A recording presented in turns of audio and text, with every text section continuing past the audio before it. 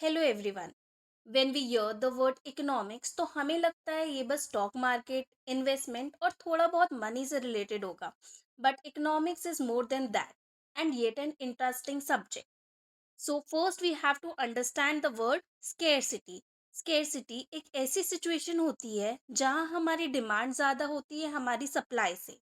For example, in कोविड-19 pandemic, patients needing oxygen cylinder increase suddenly, लेकिन उस demand के हिसाब से हमारे हॉस्पिटल्स ऑक्सीजन सप्लाई नहीं कर पा रहे थे।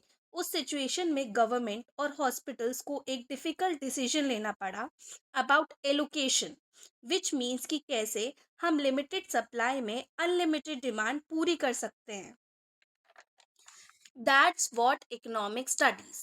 So, basic meaning of economics is the social science studying how individuals, businesses, and government allocate limited resources to satisfy unlimited wants.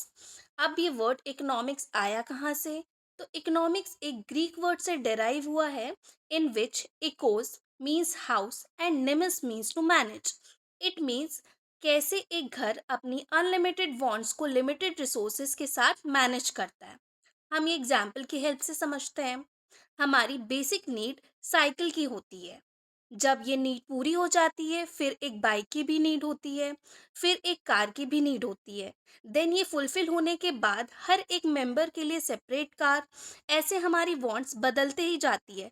But as a middle class हमारे पास लिमिटेड मनी अवेलेबल होता है, तो ये सभी नीड्स अफोर्ड करना difficult होता है because our needs are unlimited.